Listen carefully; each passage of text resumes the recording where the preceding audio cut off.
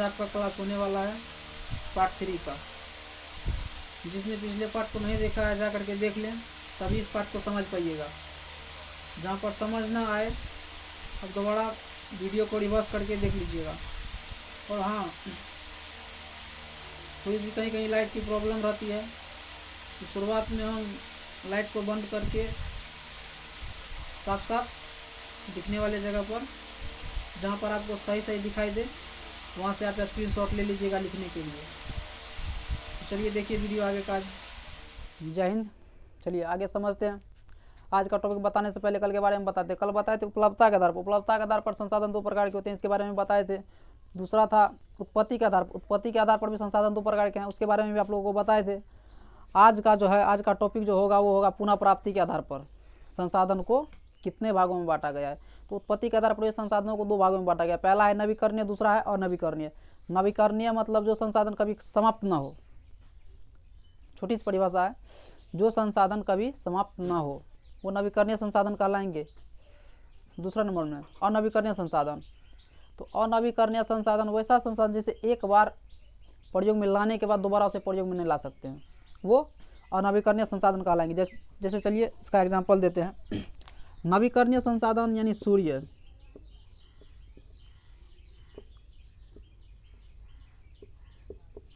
नदियाँ। सूर्य का ऊर्जा आप कितना भी उपयोग कर लीजिए, इसका ऊर्जा समाप्त नहीं होने वाला। नदियों का जल आप चाहे जितना भी उपयोग में लाएं, ये कभी ख़त्म नहीं हो सकता है। नदियों की जगह आप समुद्र को भी रख सकते हैं। समुद्र, ये सभी नवीकरणीय संसाधन कहलाएंगे। उसी जगह अनवीकरणीय संसाधन। अनवीकरणीय संसाधन का परिभाषा वैसा संसाधन जिसे एक बार उपयोग में लाने के बाद दोबारा उसे उपयोग में नहीं ला सकते, वो अनवीकरणीय संसाधन के अंतर्गत आएंगे। जैसे में देख लीजिए कोयला हुआ आपका, इसी तरह से ढेर सारे बहुत खनिज पदार्थ हैं, सोना चांदी बहुत कुछ है। तो चलिए आगे इन सब का परिभाषा जानते हैं। चलिए इसको समझते हैं। पुनः प्राप्ति के आधार पर संसाधन दो प्रकार के हैं। पहला है आपका नवीकरणीय, दूसरा अनवीकरणीय। तो पहले का परिभाषा हुआ नवीकरणीय संसाधन का वैसा संसाधन जो कभी समाप्त ना हो, या वैसा संसाधन जिसका उपयोग करने से भी उनकी समाप्ति संभव नहीं है, उस संसाधन को नवीकरणीय संसाधन कहा जाता है। या उसका दूसरा परिभाषा यानी अथवा वैसा संसाधन जो कभी समाप्त ही ना हो, वो सारे संसाधन नवीकरणीय संसाधन हैं। इसका जैसे यानी एग्जाम्पल सूर्य, हवा, तालाब, झीलें, नदियाँ, समुद्र, मछलियाँ, पेड़ पौधे, वन्य जीव, ये सभी नवीकरणीय संसाधन के अंतर्गत आते हैं। ये सभी संसाधन नवीकरणीय संसाधन के अंतर्गत आते हैं।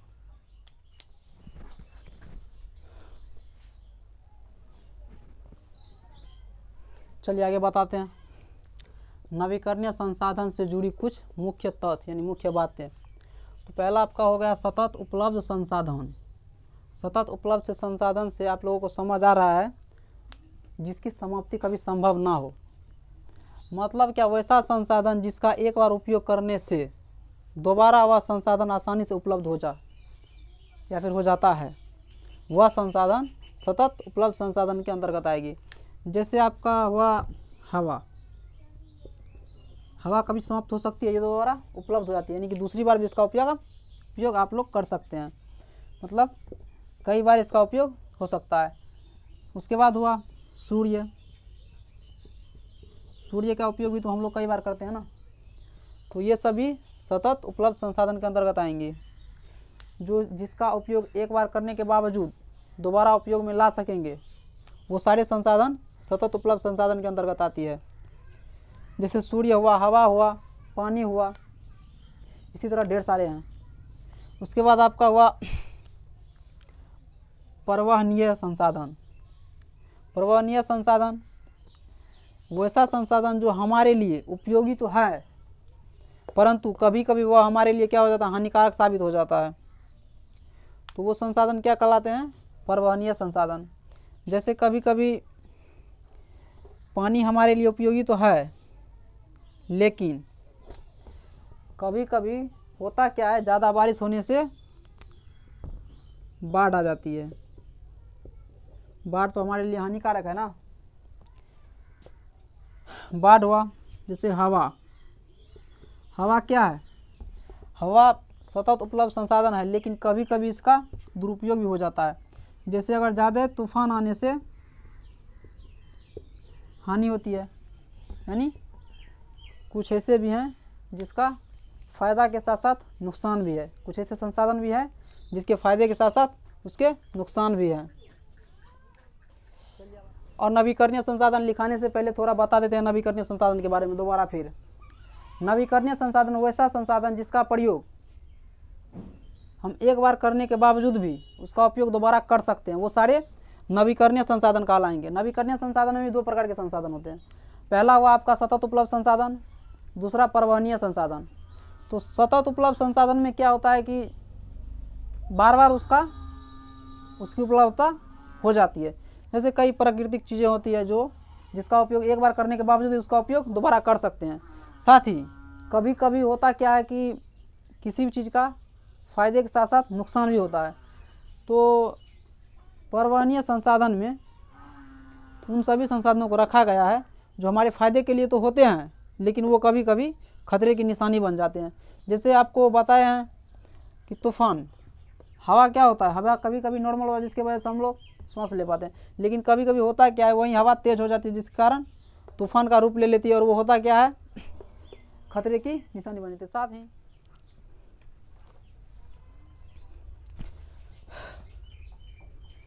चलिए अब समझते हैं नवीकरणीय संसाधन। और नवीकरणीय संसाधन वैसा संसाधन जिसको एक बार उपयोग करने के बाद उसका उपयोग दोबारा नहीं किया जा सकता है। वैसा संसाधन जिसका उपयोग एक बार करने पर दोबारा उसका उपयोग नहीं किया जा सकता है, उस संसाधन को और नवीकरणीय संसाधन कहते हैं। लिख लीजिए, एक बार दोबारा बताते हैं। एक वैसा संसाधन जिसको एक बार उपयोग करने के बाद उसका उपयोग दोबारा नहीं किया जा सकता है, उससे अनवीकरणीय संसाधन कहते हैं। जैसे आपका कोयला हुआ, खनिज हुआ, तेल हुआ, पेट्रोलियम हुआ, इन सब को एक बार उपयोग करने के बाद इसका उपयोग दोबारा नहीं किया जा सकता है, क्योंकि एक बार उपयोग करने के बाद ये दोनों मतलब ये सब नहीं बचते हैं। ना तो आपका कोयला राख बन जाएगा, ना ही कोयला बचेगा, ना ही खनिज, ना तेल, ये सब जलाने के बाद गैस बनकर ख़त्म हो जाते हैं। देख लीजिए, कोयला और पेट्रोलियम लाखों वर्षों की जटिल जैव रासायनिक तथा अन्य भौतिक रासायनिक प्रक्रियाओं के फलस्वरूप बनते हैं या फिर बने हैं। उसके बाद आपका है, अगर आप लोगों को पूछा जाएगा चक्रीय संसाधन क्या है, तो चक्रीय संसाधन वैसा संसाधन जिसे कई बार पिघलाकर उसका रंग रूप बदल दिया जाता है, उसे चक्रीय संसाधन कहते हैं। इसी तरह से इसका परिभाषा है, जिस संसाधन को कई बार पिघलाकर उनको कई बार बनाया जा सकता है उसे चक्रीय संसाधन कहते हैं, या फिर वह चक्रीय संसाधन कहलाती है। जैसे आपका हुआ सोना, चांदी, इन सभी को पिघलाकर दोबारा बनाया जा सकता है। साथ ही अब आगे लिखाते हैं अचक्रीय संसाधन।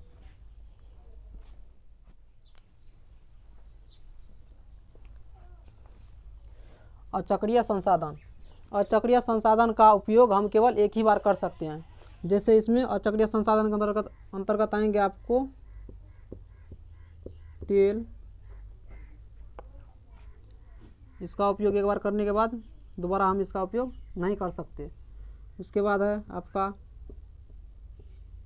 कोयला, इसका उपयोग एक बार करने के बाद दोबारा इसका उपयोग हम अच्छे तरीके से ना कर पाएंगे, लेकिन थोड़ा बहुत ज़रूर कर लेते हैं, फिर भी ये चक्रीय संसाधन के अंतर्गत आते हैं। इसके बाद वह पेट्रोलियम, गैस, ये सब अचक्रीय संसाधन है। या वो अचक्रीय संसाधन का मतलब ही है जिसका उपयोग एक बार करने के बाद उसका उपयोग हम दोबारा नहीं कर सकते हैं।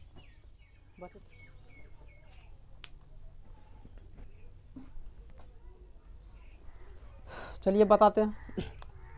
स्वामित्व के आधार पर संसाधन चार प्रकार के हैं। स्वामित्व के आधार पर संसाधन चार प्रकार के हैं। पहला आपका हुआ निजी संसाधन, दूसरा सामुदायिक संसाधन, तीसरा राष्ट्रीय संसाधन, चौथा अंतर्राष्ट्रीय संसाधन। पहला आपका कौन सा है, निजी संसाधन, दूसरा सामुदायिक संसाधन, तीसरा राष्ट्रीय संसाधन, चौथा अंतर्राष्ट्रीय संसाधन। पहला आपका निजी संसाधन का परिभाषा इस तरह से है कि वैसा संसाधन जिस पर स्वयं का अधिकार हो एवं उनका उपयोग करने के लिए वो व्यक्ति स्वतंत्र हो। मतलब निजी संसाधन का मतलब वैसा संसाधन जिस पर स्वयं का अधिकार हो और उनका उपयोग करने के लिए वो व्यक्ति स्वतंत्र हो, वो संसाधन निजी संसाधन के अंतर्गत आते हैं। चलिए, निजी संसाधन क्या क्या कहलाएंगे? कृषि भूमि जिस पर स्वयं का अधिकार हो, उद्यान यानी उद्योग, उसके बाद है मकान, मकान यानी जो खुद का हो जिस पर स्वयं का अधिकार हो, वो सब निजी संसाधन कहलाएंगे। जैसे कार, मोटरसाइकिल, इस पर तो खुद का अधिकार होता है। मोबाइल फ़ोन, मोबाइल फ़ोन पर तो सबका अधिकार होता है, लेकिन सबका अधिकार नहीं होता है, केवल आपका होगा, आपका फ़ोन होगा तो मेरे पर है, इसीलिए बोल देते हैं। चलिए, उसके बाद अगला है सामुदायिक संसाधन। सामुदायिक संसाधन सामुदायिक से समझ सकते हैं जिस पर समुदाय का अर्थ हो। सामुदायिक से समुदाय का अर्थ होता है वैसा संसाधन जिसका उपयोग समुदाय, गांव और नगर के सभी लोग कर सकते हैं, उसे सामुदायिक संसाधन कहते हैं। वैसा संसाधन जिस पर सभी लोगों का अधिकार होता है, यानी गांव नगर सबका अधिकार उस पर, इस संसाधन पर होता है। जैसे गांव में चारगाह, अगर आपके गांव में चारगाह है, यानी कि किसी भी पशु को चराने के लिए, तो उस पर पूरे गांव का अधिकार होता है, उस पर सभी का अधिकार होता है। उसके बाद आपका नेक्स्ट है खेल का मैदान। जब भी आप लोग खेलने के लिए जाते होंगे तो किसी खेल के मैदान में जाते होंगे, उस पर तो किसी एक का अधिकार तो होता नहीं होगा, उस पर तो सबका अधिकार होता है ना, सभी खिलाड़ियों का, तो वह आपका खेल का मैदान। उसके बाद है तालाब। अगर आपके गांव में तालाब है तो तालाब में भी देख लीजिएगा, तालाब में भी पूरे गांव का अधिकार होता है, यानी समुदाय के सभी लोगों का। उसके बाद होता है शमशान। शमशान जो बॉडी को जलाने के लिए किया जाता है वहाँ का, उस पर भी तो सभी का अधिकार होता है ना। उसके बाद होता है भूमि। भूमि मतलब स्वयं का नहीं, कुछ ऐसी जगह जिस पर सभी का अधिकार हो, यानी पूरे समुदाय का। उसके बाद अगला है पंचायत भवन। पंचायत भवन में भी सभी लोगों का अधिकार होता है, किसी एक का तो होता नहीं है, उस पर पूरे समुदाय का अधिकार होता है। उसके बाद होता है विद्यालय। आपका विद्यालय भी सामुदायिक संसाधन के अंतर्गत आते हैं, क्योंकि विद्यालय में सभी का अधिकार होता है, क्योंकि विद्यालय किसी एक का नहीं होता है, उस पर सबका अधिकार होता है। चलिए अब आगे बताते हैं। अब आगे होगा आपका राष्ट्रीय संसाधन, फिर अंतर्राष्ट्रीय संसाधन। इतना समझ में आ गया, उम्मीद है आप लोगों को इतना समझ में आ चुका होगा। चलिए फिर आगे बताते हैं।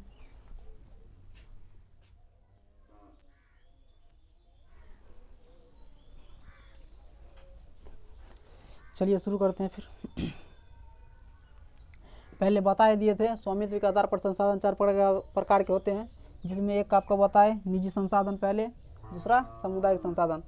अब तीसरी की बारी है राष्ट्रीय संसाधन की। राष्ट्रीय संसाधन वैधानिक रूप से किसी राज्य या देश की सीमा के अंदर सभी प्रकार के संसाधन पर राज्य या देश का स्वामित्व होता है। जिस देश के सीमा के अंदर वह संसाधन आता है, इसे ही राष्ट्रीय संसाधन कहते हैं। मतलब क्या, जो संसाधन किसी देश या राज्य के अंतर्गत आएंगे वो संसाधन राष्ट्रीय संसाधन कहलाएंगे। इसीलिए इसका परिभाषा इस तरह से है, वैधानिक रूप से किसी राज्य या देश की सीमा के अंदर आने, यानी अंदर सीमा के अंदर सभी प्रकार के संसाधन पर राज्य या देश का स्वामित्व होता है। जिस देश के सीमा के अंदर वह संसाधन आता है, इसे ही राष्ट्रीय संसाधन कहते हैं। अगला उसी का है राष्ट्रीय संसाधन का कुछ मुख्य तत्व, जो लिखा है स्टार पॉइंट में। स्टार पॉइंट यानी आप समझ सकते हैं, इसी का है पाठ। तो चलिए अगला इसी में है, कृषि भूमि को निजी संसाधन माना जा सकता है। कृषि भूमि को निजी संसाधन माना जा सकता है क्योंकि राज्य सरकार जो है,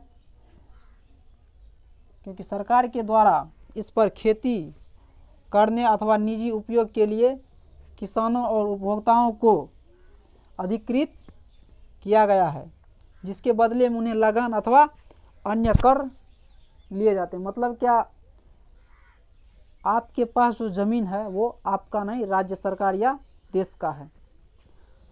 आपका अधिकार उस पर तब तक है जब तक आप राज्य सरकार को लगान या कर देते हैं तब तक वो ज़मीन आपकी है, अन्यथा वो राज्य सरकार के अंतर्गत आ जाएंगे। इसीलिए जब आप लगान देना छोड़ देते हैं तो आपका ज़मीन राज्य सरकार के नाम हो जाता है। उसके बाद प्राचीन काल में राजाओं को राज्य की संपत्ति का स्वामी माना जाता था। वर्तमान काल में यह अधिकार सरकार के पास है, इसीलिए आवश्यकता पड़ने पर आपकी ज़मीन, सड़कें, पुल इत्यादि बनाने के लिए ले लेते हैं और आपको उचित मूल्य प्रदान करते हैं। मतलब क्या, प्राचीन काल में जो राजा महाराजा हुआ करते थे, जो ज़मीन, जिस ज़मीन पर आज आपकी मतलब आपका अधिकार है, प्राचीन काल में उस ज़मीन पर राजा महाराजाओं का अधिकार हुआ करता था। लेकिन वर्तमान में यह अधिकार राज्य सरकार के पास है, लेकिन वह राज्य सरकार आपको ज़मीन निजी कामों के लिए दी है, लेकिन तब तक जब तक आप उसका लगान चुकाते हैं या फिर कर देते हैं राज्य सरकार को, तब तक। लेकिन उसमें भी कुछ कंडीशंस हैं। अगर आपके ज़मीन से कुछ गुजरेंगी, जैसे रेल लाइनें हुई, रेल लाइनों को गुजरना आपकी ज़मीन से, अगर आप चाहेंगे कि हम अपना ज़मीन नहीं देंगे, फिर भी राज्य सरकार आपसे ज़मीन लेंगे, चाहे उस तरह से आप किसी भी तरह से दीजिए, ये उसका अधिकार है राज्य सरकार का। सड़कें बनाने के लिए आपके ज़मीन ले सकते हैं, पुल बनाने के लिए या फिर रेल लाइनें बिछाने के लिए, इन सब के लिए आपकी ज़मीन राज्य सरकार ले सकती है, इतना उसके पास अधिकार है।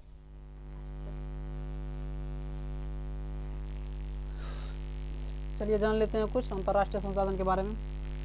अगर आपकी ज़मीन सरकार किसी काम हेतु ले लेती है तो वो आपके ज़मीन की उचित मूल्य यानी उचित मुआवजा आपको देगी तथा विस्थापितों को पुनर्वास का प्रबंध किया जाता है, क्योंकि नागरिकों को यह सुविधा प्रदान करना सरकार का प्रमुख उत्तरदायित्व भी है।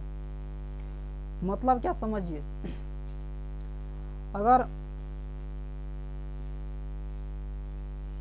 अगर राज्य सरकार या फिर देश की सरकार आपकी ज़मीन किसी कारणवश या फिर किसी काम को पूरा करने हेतु ले लेती है तो आपको उचित मुआवजा के साथ साथ उसका विस्थापितों को पुनर्वास का भी प्रबंध करवाया जाता है, और यह आपके सरकार की प्रमुख उत्तरदायित्व भी है साथ ही।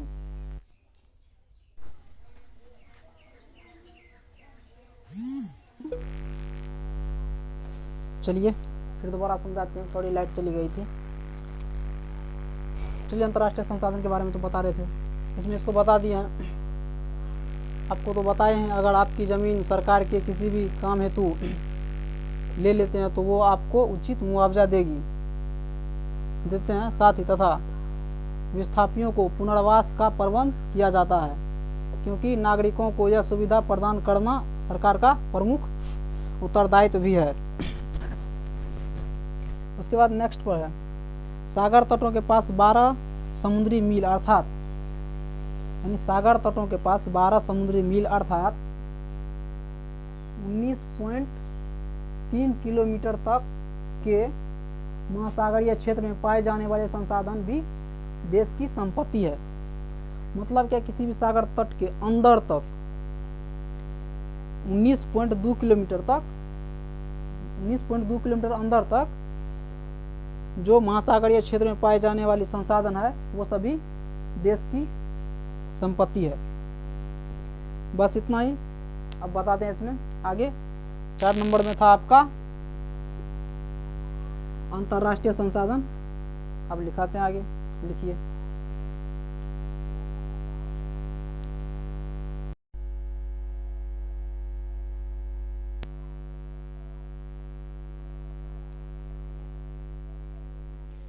चलिए समझते हैं इसको फिर। अंतर्राष्ट्रीय संसाधन, पृथ्वी के अधिकांश भाग में सागर और महासागर हैं, यानी 29% भाग पर ही भूतल है। बाद बाकी 71% भाग जो है वो महासागरीय क्षेत्र या सागर क्षेत्र में विलग्न है, या 71% भाग पर जल है। केवल 29% भाग पर ही भूतल है। इसीलिए इसकी परिभाषा इस कदर है, पृथ्वी के अधिकांश भाग में सागर और महासागर हैं, यानी 29% भाग भूतल ही विभिन्न राष्ट्रों की राष्ट्रीय संपत्ति है। बाकी 71% भाग किसी की अपनी संपत्ति नहीं है। मतलब क्या, पृथ्वी पर उपस्थित 29% भागों पर ही किसी राष्ट्र की राष्ट्रीय संपत्ति है, बाकी 71% भाग पर किसी की अपनी संपत्ति नहीं है। उसके बाद नेक्स्ट देखिए, जलीय जीवों के साथ ही विभिन्न संसाधनों का विपुल भंडार इन समुद्रों में विद्यमान है। इनके उपयोग के लिए कई अंतर्राष्ट्रीय संस्थाएं हैं। मतलब क्या, जलीय जीवों के विभिन्न संसाधनों के लिए जो है ना विपुल भंडारण किन में है, समुद्रों में है। समुद्रों में विद्यमान इनके उपयोग के लिए कई अंतर्राष्ट्रीय संस्थाएं हैं। किनके उपयोग के लिए, समुद्र में जितने भी जीव जंतु उपस्थित हैं उन सभी के लिए एक अंतर्राष्ट्रीय संस्थाएं बनाई गई है।